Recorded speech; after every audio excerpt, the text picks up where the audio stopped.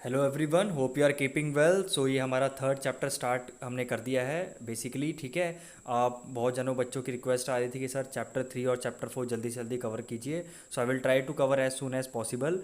तो जिसने चैप्टर 1 और चैप्टर 2 नहीं पढ़ा, प्लीज़ आप इस चैनल के प्लेलिस्ट में जाके आप वो वॉच कर सकते हैं, और अगर आपको अच्छा लगता है तो आप इसे सब्सक्राइब भी कर सकते हैं और लाइक और कमेंट भी कर सकते हैं। ठीक है, तो चैप्टर 3 हमारा basic problems of N economy.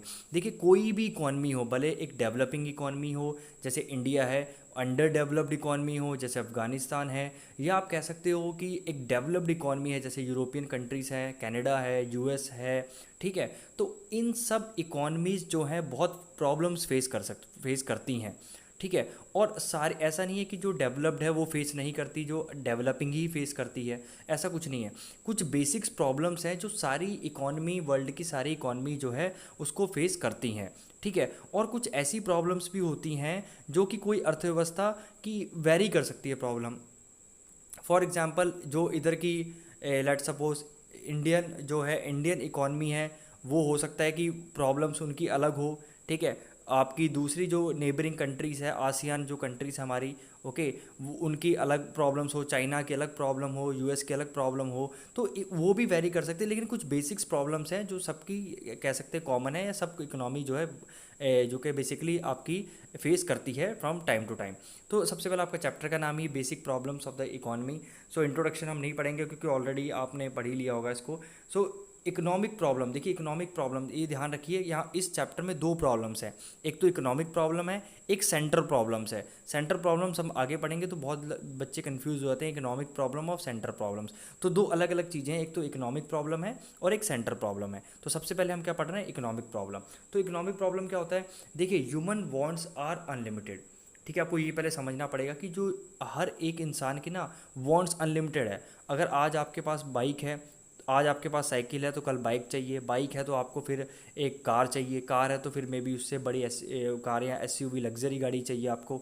ठीक है, तो आपकी जो है डिमांड्स है वो टाइम टू टाइम बढ़ती जाती है, और अगर आपकी इनकम अच्छी हो रही है तो फिर तो डेफिनेटली बढ़ेगी बढ़ेगी। ठीक है, लेकिन एक चीज़ दिक्कत है, रिसोर्सेज तो लिमिटेड है ना हमारे पास। ठीक है, अब for example you have lot of money. ठीक है, आपने पूरा शहर खरीद लिया, अब ज़मीन ही नहीं है, आपका पैसा तो ख़त्म ही नहीं हुआ, लेकिन लैंड तो लिमिटेड है ना। अब वो थोड़ी कि आप बना लोगे खुद या कोई दूसरा आके बना लेगा, नहीं हो सकता ना। तो रिसोर्सेज तो हमारे लिमिटेड है सर जी, अब क्या करें। ठीक है, तो अब इस रिसोर्सेज में लोग भी बहुत सारे हैं, आपकी भी ज़रूरतें पूरी करनी है, उसकी भी करनी है। मान लो ए की करनी है, बी की करनी है, सी की करनी है, डी की करनी है, ई की करनी है, सबकी करनी है ना। तो एक इकॉनमी के लिए ना बहुत दिक्कत हो जाती है कि अपनी जो रिसोर्सेज है लिमिटेड, हम इनको कैसे यूज़ करें ताकि सबकी जो नीड्स है सेटिस्फाई हो जाए। देखिए, हम ये नहीं कह सकते कि वो बिल्कुल खुश कर दें उनको, ऐसा तो नहीं, सेटिस्फाई तो कर ही सकते हैं। ठीक है, यही एक इकॉनमी का सबसे बड़ा चैलेंज होता है, और बेसिकली यही हमारी इकोनॉमिक प्रॉब्लम होती है कि एक तो रिसोर्सेज है वो बहुत स्केर्स हैं, दूसरी बात है उसके यूसेस बहुत हैं, अल्टरनेट यूसेस हैं। एक तो बहुत कम है और उसके यूसेस बहुत सारे हैं। जैसे फॉर एग्जांपल एक माल एग्जांपल देता हूँ आपको स्टील का। ठीक है, एग्जांपल देता हूँ आपको, मैं थोड़ा क्लियर कर देता हूँ ताकि आपको समझ में आ जाए। स्टील देखिए, ठीक है, अब एक स्टील है, अब स्टील लिमिटेड है ना, स्टील लिमिटेड है तो इसके यूसेस भी बहुत सारे हैं। एक तो ये रिसोर्स लिमिटेड है, first of all it is limited. Second thing, it has the lot of uses. Okay, uses are many.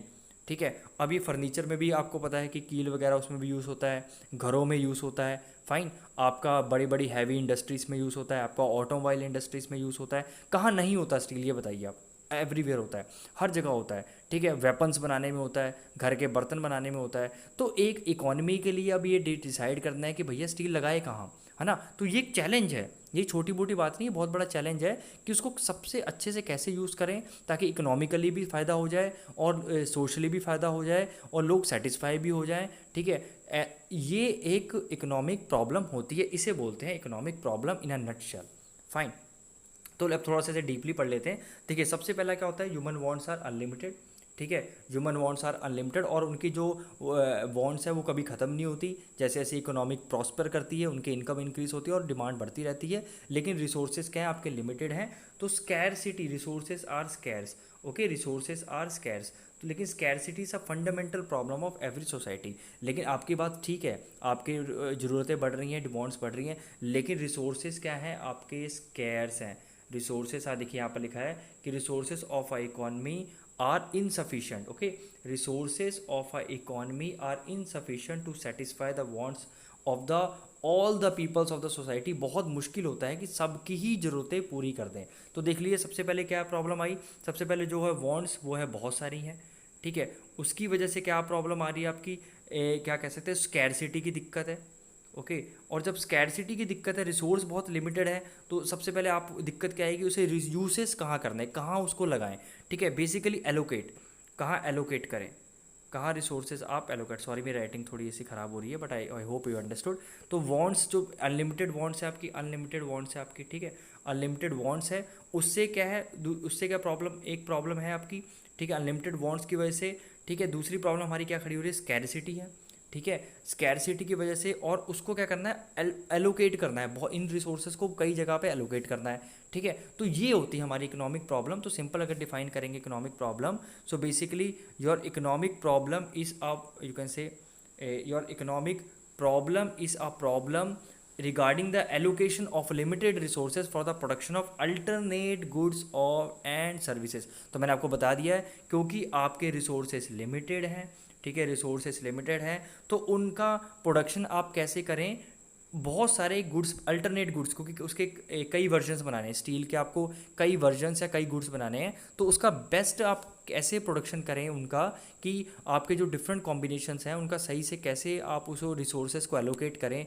सही गुड्स और सर्विसेज में, ताकि क्या हो, आपका जो कंट्री है वो प्रॉस्पर करे, और आपकी जो है क्या कह सकते हैं कि एक तरह की जो प्रॉब्लम ऑफ चॉइस है बेसिकली, ठीक है, जो प्रॉब्लम ऑफ चॉइस है, प्रॉब्लम ऑफ चॉइस देखिए कैसी होती है, आपकी रिसोर्सेज स्कैर्स हैं, आपकी रिसोर्सेज स्कैर्स होने की वजह से आपकी प्रॉब्लम ऑफ चॉइस होती है, ठीक है, कि भैया अब रिसोर्सेज इतने सारे हैं, उसके इतने सारे यूसेस हैं, ठीक है, उसको कहाँ कहाँ लगाएं, क्योंकि resources are limited and they have a lot of uses, so उसको बोलते हैं प्रॉब्लम ऑफ चॉइस, ठीक है। तो आपकी इकोनॉमिक प्रॉब्लम क्या है, problem regarding the allocation of limited resources, कि हम जो लिमिटेड रिसोर्सेज हैं वो कहाँ और कैसे लगाएं ताकि उससे वेरियस गुड्स और सर्विसेज बनाई जा सकें, फाइन, ठीक है। तो एक तरह ये भी पढ़ लेते हैं, देखिए ये भी इंपॉर्टेंट है, जो ब्लैक में हेडिंग्स में है वो बहुत इंपॉर्टेंट है।